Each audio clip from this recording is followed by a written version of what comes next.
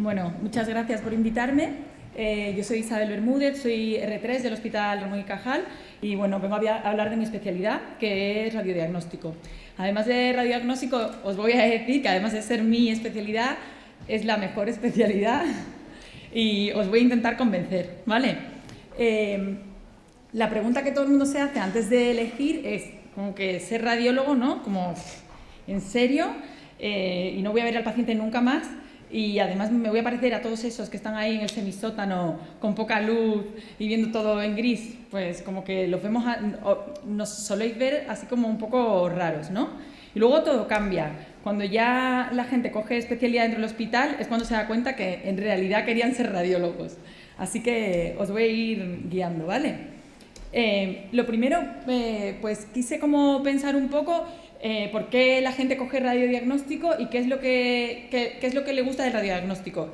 Y hay un poco de todo. Hay gente que lo que le gusta es la tecnología y la innovación y se hace radiólogo. Hay gente que le encanta el diagnóstico, la anatomía, el conocimiento de la medicina interna y ser un poco como un fotógrafo. Y también cogen radiodiagnóstico y están encantados. También hay gente que lo que le gusta es ser el que dirige, ¿no? la escala de decisiones acerca de un paciente. Y en ese sentido el radiólogo tiene un papel muy importante. Luego hay gente que lo que le gusta es hacer cosas y tratar, y en ese sentido el radiodiagnóstico también ofrece pues, tratamiento con técnicas mínimamente invasivas que son que están desarrollándose sin parar. Y luego, por otra parte, pues hay gente que le gusta tener ese papel como de consultor, de que tu interlocutor sea otro clínico que viene a consultarte una duda, un caso, a comentarte. Y bueno, ese aspecto es intelectualmente como muy rico. Vamos a ver, os he puesto aquí la definición del radiodiagnóstico. Es una especialidad médica que se ocupa de generar imágenes del interior del cuerpo mediante agentes físicos, que pueden, ya sean rayos X en la radiografía, campos electromagnéticos en la resonancia magnética o ultrasonidos en la ecografía. Entonces, ¿qué hacemos con esas imágenes?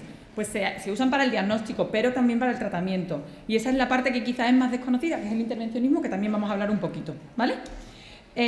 Bueno, así como a modo de introducción, pues es una especialidad que es muy joven, es muy amena, muy variada. Tened en cuenta que hay otras especialidades que te dedicas solo a una parte del cuerpo, que luego es muy extensa, sí, pero solo a esa parte. En el diagnóstico puedes estar un día haciendo imagen cardíaca, al día siguiente estás pinchando nódulos tiroideos y luego estás haciendo resonancias de columna. Entonces eso hace que sea muy amena y bueno, es un punto a tener en cuenta. De hecho, un dato muy importante es que es la especialidad más demandada por médicos que buscan una segunda especialidad. Y eso es un dato a tener en cuenta. Todo el mundo, cuando ya entra en el hospital, se da cuenta de lo que es el radiodiagnóstico y les gusta. Según la OMS, hasta el 80% de las decisiones médicas en el mundo desarrollado se toman con el apoyo de la imagen. Y bueno, seguimos. Ahora os voy a explicar un poquito el contenido de la especialidad, que a la vez nos va a guiar un poco por la formación, ¿vale? Entonces, el contenido de la especialidad, primero, en el sentido de las técnicas que usamos, pues ya lo conocéis. Son la radiología simple, que ya conocéis, estáis familiarizados con la placa de tórax, con la placa de hueso. También usamos el TAC, que es una técnica de la familia de la radiología simple. Lo que pasa es que la lámpara de fotones, en lugar de estar fija, gira y entonces nos permite conseguir unos cortes axiales y con los software de postprocesado de imagen conseguimos hacer estas imágenes 3D, reconstrucciones coronales, sagitales y nada. Después también la resonancia magnética, que bueno, también conocéis un poco la imagen que tenemos, que va desde una imagen simplemente morfológica hasta estudios como más funcionales, que son la espectroscopía, la tractografía, los estudios de perfusión.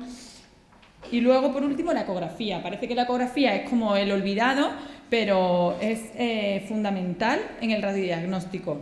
Además, no solo la ecografía como la conocemos, también hay ecografía con contraste, elastografía, estudios de Doppler, es muy completa. Además de esto, la especialidad se organiza por secciones. Y entonces, las secciones son las que más o menos conocéis. La radiología del tórax, pues ya lo he dicho, ¿no? La radiografía de tórax y el escáner del tórax, pero además Dentro de la radiología torácica he puesto esta imagen de las coronarias porque también se incluye toda la imagen cardíaca, que tiene muchísimo volumen de estudio y además incluye todas las técnicas, incluye la radiología simple, el escáner y además también incluye la resonancia magnética. Dentro de la neuroradiología, pues más de lo mismo, hacemos de todo. No hacemos ecografía de la cabeza, pero sí que hacemos ecografía de troncos supraórticos. Hacemos escáner y hacemos también imagen de resonancia, ya sea morfológica o muchas más complejas como estas que he traído, ¿vale?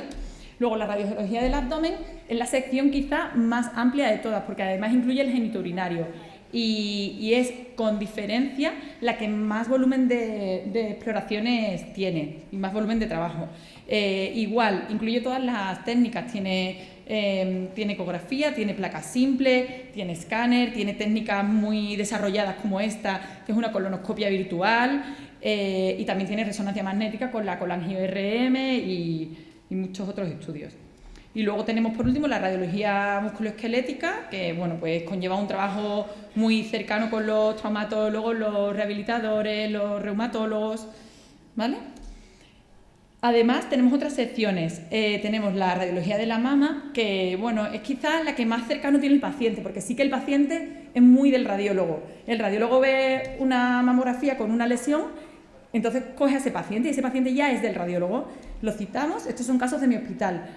Le hacemos una ecografía, confirmamos la existencia de la lesión, le hablamos con la señora, le decimos que se lo vamos a pinchar, se pincha, se hace la resonancia, resulta que le ves otra en la otra mama, la vuelves a citar, o sea que es tu paciente. Y cuando tú acabas con tu paciente, se lo entregas al cirujano y le dices exactamente qué cirugía es la que le va a hacer. Luego tenemos otras secciones como la radiología de urgencias, que eso sí que depende mucho del hospital donde cojáis, porque en mi hospital sí que existe una sección de radiología de urgencias como tal, muy consolidada, que además está localizada en el ámbito de la urgencia y eso hace que el contacto con los clínicos que piden las pruebas es muy estrecho.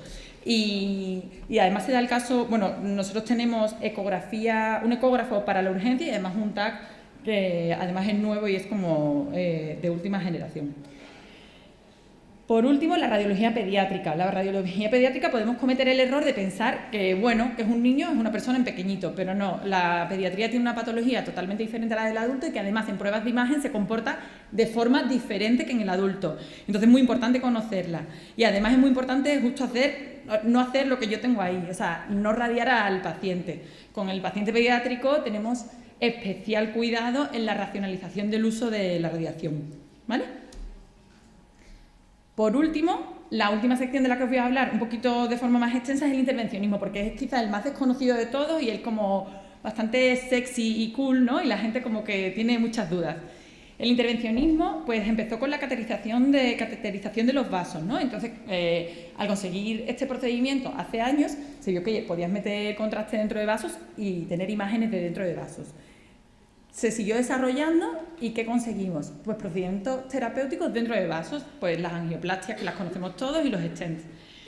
Pero es que además, hecho eso, dices, bueno, ¿y por qué no otras estructuras tubulares? Pues nos vamos a la vía biliar, igual, podemos hacer stents, podemos, ¿no? Derivaciones, drenajes. ¿Qué otra cosa se vio? Pues que ya una vez que estás dentro de los vasos, puedes hacer algo para ocluir ese vaso. ¿Y por qué vas a querer ocluir un vaso? Pues para tratar hemorragias, para excluir aneurismas o también para necrosar lo que está irrigando ese vaso, que es el caso del hepatocarcinoma o de un mioma uterino, ¿no? Y eso sería la embolización. Todos estos procedimientos son guiados por técnicas de imagen, ya sea ecografía o escáner. También incluye pues, las técnicas de recanalización de vasos, pues en un caso de un paciente que llega a la urgencia con un ictus y se le hace el estudio completo, se ve el trombo, la oclusión del vaso y los radiólogos intervencionistas son los que se encargan de sacar ese trombo y además no solo de recanalizar el vaso de forma exitosa, sino además en una ventana de tiempo que permita que no queden secuelas o que las secuelas sean mínimas, ¿vale? Y bueno, ya luego se incluyen muchísimos procedimientos guiados por la imagen, pues drenaje de vesícula, drenaje de un derrame pleural, tratamiento de tumores, vertebroplastias, de todo. Entonces, dependiendo del hospital en el que elijáis la especialidad, habrá una sección de intervencionismo más o menos potente y eso repercute en que puedes hacer más o menos más, ¿no? Eso sí que es importante a la hora de elegir, ¿vale? Este caso lo he traído porque ilustra mucho cómo se ha ido desarrollando. Era un paciente con un aneurisma de aorta que se le puso la prótesis el viernes pasado con todas las ramas viscerales y el paciente está ya en su casa. Y esto se ha hecho en la sala de vascular. O sea que influimos mucho no solo en el tratamiento, sino en acortar el tiempo en el hospital, la disminución de complicaciones. Tiene un papel muy importante el intervencionismo. Y esto es una biopsia de una lesión. Normalmente las biopsias de lesiones se hacen dentro de cada sección. Los radiólogos torácicos hacen las biopsias de sus masas pulmonares. Los radiólogos de musculoesquelético hacen las biopsias de los tumores óseos, ¿vale? Pero depende eso ya de cada hospital. La especialidad, pues, tiene una duración de 4 años y se organiza en rotaciones por las secciones que os acabo de decir, porque lo normal es que se organice por órganos y sistemas, y eso sí que es importante preguntarlo cuando vayáis a hospitales, y normalmente las rotaciones tienen una duración de 3 a 6 meses. He puesto 9 porque es verdad que cuando ya te vas acercando al final, si hay algo que te ha gustado mucho, pues te organizas un poco con tu tutor, cambias alguna rotación y te extiendes en esa que te ha gustado.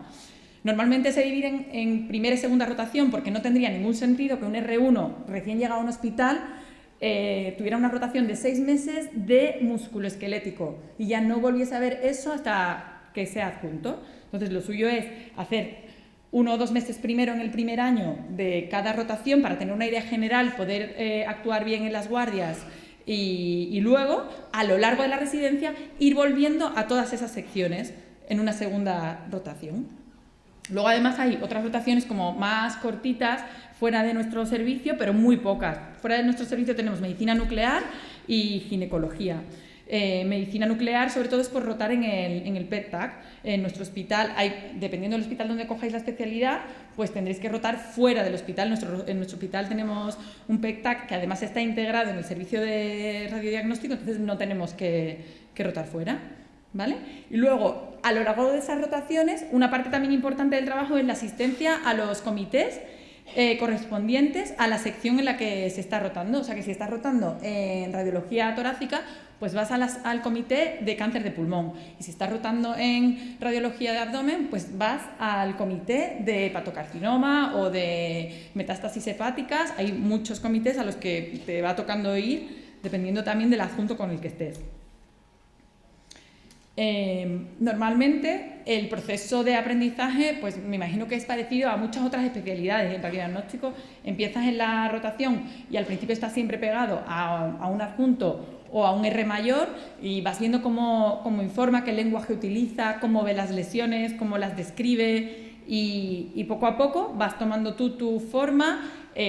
Un día coges 2 estudios, otro día coges 6, nunca los validas tú solo, siempre corriges o los escribes y los corriges hasta que finalmente en la rotación se espera de ti que seas capaz de afrontar el trabajo de un día, de coger un programa completo e informarlo.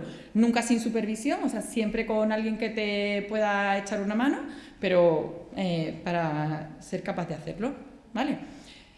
Las guardias, pues siempre nosotros tenemos la fama de tener guardias buenísimas, ¿no? El radiólogo como que nunca se levanta, no pasa nada y esto depende mucho del hospital en el que estés. Si es un hospital grande, pues normalmente sí que son malas y son intensas, se hacen muchas exploraciones, normalmente tenemos entre 3 y 5 guardias al mes y una cosa que sí que hay que tener en cuenta y que deberéis preguntar si estáis interesados en esta especialidad en los hospitales es: 1, si hay adjunto de presencia, porque la supervisión en las guardias es súper importante, porque se dan situaciones complejas con otros especialistas y que a lo mejor sí que está el adjunto y te está pidiendo algo que tú no estás convencido de hacer. Y ya lidiar con esa situación es compleja como para además tener que decidir si llamo o no a mi adjunto que está en su casa. Entonces, en ese sentido, mucho mejor que sean de presencia. Y además también preguntar si hay que hacer guardias de puerta. Hay hospitales en los que se hacen guardias de puerta, ¿vale? Luego, a la hora de elegir, ¿dónde lo elegiría? Pues, como todo, tiene ventajas hospital grande y tiene ventajas hospital pequeño. Uno grande, pues que tiene todas las patologías, todas las áreas quirúrgicas, entonces vas a ver de todo, no hay un paciente que lo deriven a otro sitio para hacerle algo, entonces tú ya no veas las complicaciones o las indicaciones. Otra ventaja, que hay muchos adjuntos y muchos residentes. Cuando no conectas con un adjunto, pues siempre va a haber otro que te enseñe, o alguien que no es tan docente, siempre buscas a otro dentro de esa sección. Y la desventaja es que las guardias son infinitamente peores. En un hospital pequeño, las ventajas, pues que es un ambiente familiar, muy tranquilo, te conoce todo el mundo y es muy agradable. También otra ventaja es que estás más solo y es una ventaja a la hora de hacer cosas y de la autonomía. Muchas veces en los hospitales grandes como el mío, para hacer cosas en intervencionismo estás dando codazos con el rotante externo, con un adjunto joven que también se está formando, entonces ese detalle también hay que tenerlo en cuenta. La desventaja, pues que ves menos patología, ¿vale? Respecto a la docencia, es muy parecido a otras especialidades, pues los tutores están muy encima, estamos muy supervisados, es muy importante tener los objetivos de cada rotación muy claros antes de empezarla y en ese sentido en nuestro hospital siempre tenemos por escrito los objetivos y lo que se espera de nosotros. Tenemos evaluaciones anuales como en todo y es muy importante las sesiones clínicas, eso sí que también lo preguntaría mucho en los hospitales a los que fuese a preguntar. Hay sesiones clínicas, ¿quién las organiza? ¿Cómo son? ¿Son al nivel para residentes? ¿Acuden los adjuntos? Porque si no acuden los adjuntos probablemente no tengan mucho nivel. Y luego, pues si te ponen pegas o te facilitan el hecho de ir a cursos, a congresos y a publicar, ¿vale? Bueno, ya estoy convencido de coger rayos. Ahora viene la siguiente pregunta. ¿Encontraré trabajo? Pues sí, vamos, sin duda. Ahora mismo es la especialidad de las que más salidas tiene. De los residentes de nuestro hospital no hay nadie que no haya encontrado trabajo y que no haya encontrado un trabajo que le guste. Hay muchísima demanda de radiólogos en medicina privada, en medicina pública y dentro y fuera de España. ¿Los motivos? Pues es que la innovación tecnológica va de forma tan rápida que se desarrollan nuevas técnicas que amplían la cartera de servicios y que eso influye en que haya más puestos de trabajo para más radiólogos. Pero es que además el hecho de que los TACs y las resonancias sean cada vez mejores es que son cada vez más rápidas y el número de exploraciones al día es cada vez mayor y hace falta más gente para informar esos estudios. Pero es que además esos estudios ven más cosas que antiguamente. Los escáneres de antiguamente eran como de 1 centímetro de grosor o de medio centímetro de grosor. Había cosas que no veíamos, ahora vemos muchas más cosas. Y además tenemos muchas más herramientas de postprocesado de imágenes. Entonces una exploración que es un TAC de abdomen se convierte en 3, en colonoscopia virtual, en TAC de abdomen y en estudio de angio.